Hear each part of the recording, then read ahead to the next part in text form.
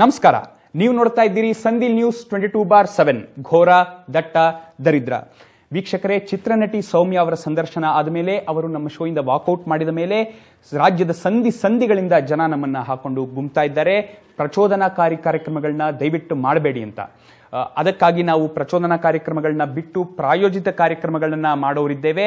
22/7 ಅಂತಂದ್ರೆ 22 ಗಂಟೆಗಳ ಕಾಲ ಮಾತ್ರ ನಾವು ನ್ಯೂಸ್ ಅನ್ನ ಪ್ರಸಾರ ಮಾಡುವಂಥದ್ದು. ಇನ್ನುಳಿದ 2 ಗಂಟೆಗಳ ಕಾಲ ಸಂಧಿಲ್ ಸುಧಾ, ಸಂಧಿಲ್ ವಾಸ್ತು, ಬಿಪಿಜೆ ಲಕ್ಕಿ ಸ್ಟೋನ್ಸ್ ಈ ರೀತಿಯಾಗಿರ್ತಕ್ಕಂಥ ಪ್ರಾಯೋಜಿತ ಕಾರ್ಯಕ್ರಮಗಳನ್ನ ಮಾಡ್ತಾ ಇದ್ವಿ. ಆದ್ರೆ ಈಗ ನಿಜವಾಗಿಯೂ ಸದಭಿರುಚಿಯ ಕಾರ್ಯಕ್ರಮಗಳು, ಸದಭಿರುಚಿಯ ಪ್ರಾಯೋಜಿತ ಕಾರ್ಯಕ್ರಮಗಳನ್ನ ಮಾಡಿ ನಿಮ್ಮ ಮುಂದೆ ಅದನ್ನ ತರೋರಿದ್ದೇವೆ.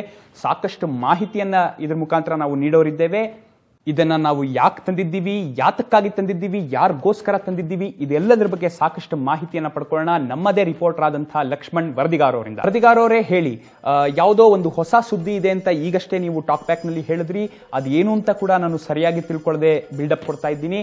ಅದರ ಬಗ್ಗೆ ಸಾಕಷ್ಟು ಮಾಹಿತಿಯನ್ನ ನಾವು ನಿಮ್ಮಿಂದ ಈಗ ಪಡ್ಕೋಬೇಕಾಗಿದೆ. ವಿವರವಾಗಿ ಅದೇನು ಅಂತ ದಯವಿಟ್ಟು ತಿಳಿಸಿ ಸಂಕ್ಷಿಪ್ತವಾಗಿ. ವರದಿಗಾರ್ ಅವರೇ, ನನ್ನ ಧ್ವನಿ ನಿಮಗೆ ಕೇಳ್ತಾ ಇದ್ರೆ? ಹೌದು ಬೆಳೂರವ್ರೆ, ಏನು ನೀವು ಒಂದು ವಿಷಯ ಹೇಳಿದ್ರಿ, ಅದು ಎಲ್ಲೋ ಒಂದ್ ಕಡೆ ನಿಜ ಅಂತ ಹೇಳ್ಬಹುದಾಗಿದೆ. ಇಲ್ಲಿ ಏನೋ ಒಂದು ಕನ್ನಡಿಗರಿದ್ದಾರೆ, ಅವರು ಕನ್ನಡತನವನ್ನ ತುಂಬಾ ಮಿಸ್ ಮಾಡ್ಕೊಂತಾ ಇದ್ದಾರೆ ಅಂತ ಒಂದು ಹೇಳ್ಬಹುದಾಗಿದೆ. ಆಮೇಲೆ ಅಷ್ಟೇ ಅಲ್ಲ, ಏನು ಇಲ್ಲಿ UK ಕನ್ನಡಿಗರಂತ ಅಂತಕ್ಕಂಥದ್ದು ಏನಿದೆ, ಅವರು ನವೆಂಬರ್ 27ನೇ ತಾರೀಕು ಒಂದು ಕನ್ನಡ ರಾಜ್ಯೋತ್ಸವನ ಆಚರಿಸಬೇಕು ಅಂತ ಇದ್ದಾರೆ.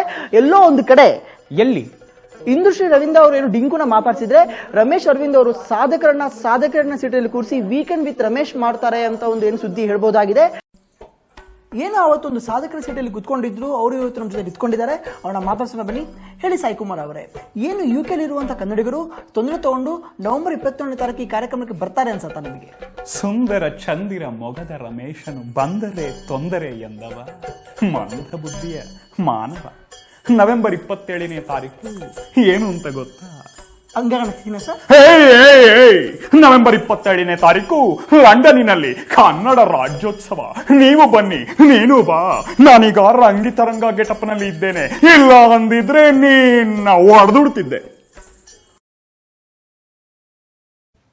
ಹಾಯ್ ವೀಕ್ಷಕರೇ, ಈಗ ನಮ್ಮೊಂದಿಗಿದ್ದಾರೆ ಹ್ಯಾಟ್ರಿಕ್ ಹೀರೋ ಶಿವರಾಜ್ ಕುಮಾರ್. ಅವ್ರನ್ನ ಮಾತಾಡ್ಸೋಣ ಬನ್ನಿ. ನಮಸ್ಕಾರ ಸರ್.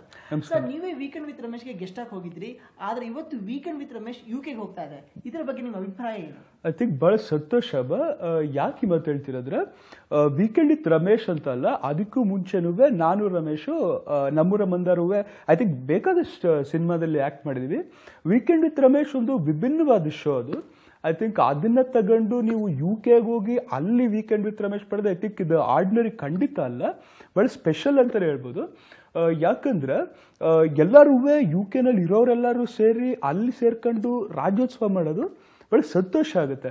ಹೀಗೆ ಮಾಡ್ತಾ ಇರಿ ಎಲ್ಲರೂ. ಐ ಥಿಂಕ್ 27th ಅಲ್ಲ, ನವೆಂಬರ್ 27 UK ನಲ್ಲಿ ಕನ್ನಡ ರಾಜ್ಯೋತ್ಸವ ಫಂಕ್ಷನ್ ನಡೀತಾ ಇದೆ. ನೀವೆಲ್ಲರೂ 100% ಬಂದು ಆ ಕಾರ್ಯಕ್ರಮವನ್ನ I think you should make it a success.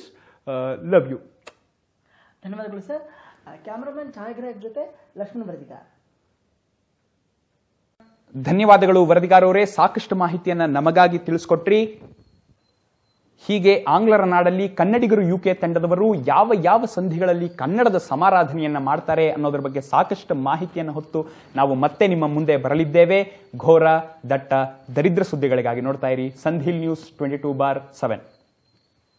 ಎಲ್ಲಾದರೂ ಇರು, ಎಂತಾದರೂ ಇರು, ಎಂದೆಂದಿಗೂ ನೀ ಕನ್ನಡವಾಗಿರು. ಕನ್ನಡವೇ ಸತ್ಯ, ಕನ್ನಡವೇ ನಿತ್ಯ.